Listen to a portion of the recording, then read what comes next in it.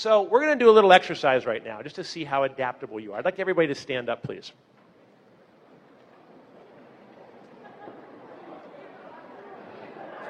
All right, so here's what we're going to do. We're going to kind of test, we're going to see how mentally adaptable your brains are. I'd like everybody to start with your hands at your side, just like this. What I'm going to have you do is just bring your arms up very naturally and fold them in front of you. Okay, go ahead. And I want you to notice which arm is on top, the left arm or the right arm. Now put your arms back down to your sides and do it one more time naturally and quickly. Same arm on top. Okay. Now, those of you, well, before we do that, now put them down, bring them back up and cross them the other way. How's that feel? Help the person next to you if they're struggling with this, please. Okay. I feel like I'm tipping over. Okay. All right. Now, when you do that, your brain is giving you some very specific feedback, is it not? What is your brain telling you when you fold them in a way that you're not accustomed to?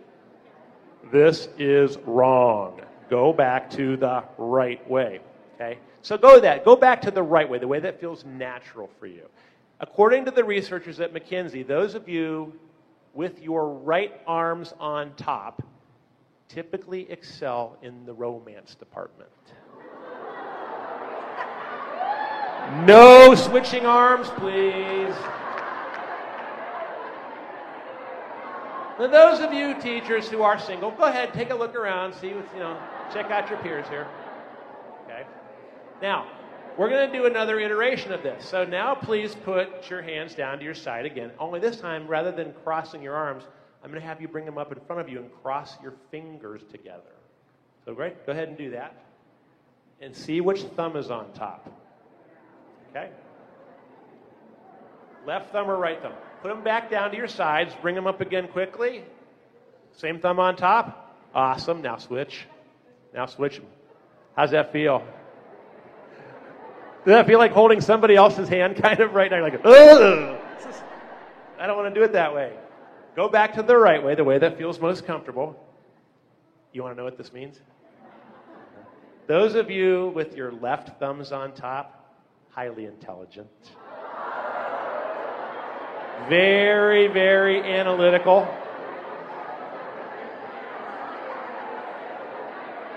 Oftentimes need a little bit of proof, so you're often accused sometimes of being a little skeptical. On the other hand, those of you with your right thumbs on top, very warm, very open, very receptive, and unfortunately very gullible. In fact, it is those of you who have your right thumbs on top that were most likely to believe the whole bit about the right arm on top also. Please sit down. Actually, this was a fun way of demonstrating something. The human brain does not like to change. It's interesting. It's actually kind of ironic because the human brain was actually designed to change very, very quickly.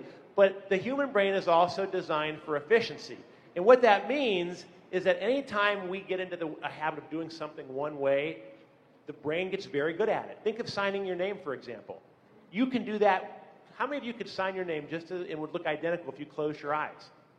Okay, most of us could. But what if you switched hands and were asked to sign your name? Same thing, right? It actually, the reason it's so difficult is because what you end up doing is tapping into neural pathways that either don't exist or are only very crudely constructed at this point in time. And a perfect example or an analogy would be to think of pathways in the local Metro Park system. You know, there are some pathways that are enormous. You could take horses down them, ATVs, right? And yet there are other pathways that what? That you have, maybe only the deer or animals use, and you kind of have to like get down really low even to see them. What would happen if you were going down your favorite trail at the Metro Parks and the main path was closed, and you were directed onto this new pathway? What would happen to it? Well, you get about 10 feet into the woods and you start looking around, and how would your body feel?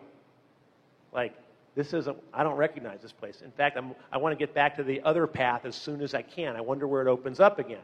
But here's a question. What would happen to that same new pathway if you came back that afternoon, and then again 3 or 4 more times the next week, and you went down that new pathway over and over again? What would start to happen to not only you, but other people?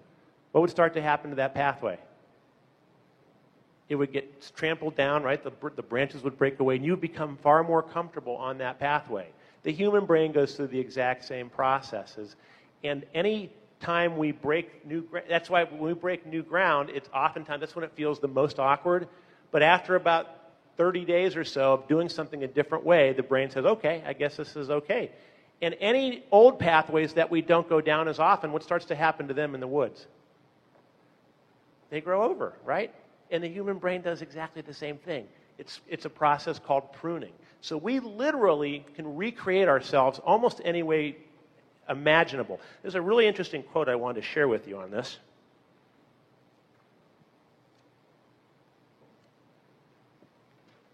This is from a colleague of mine in Rochester, New York. Her name is Dr. Ellen Weber. She's the director of the MEDA International Brain-Based Center.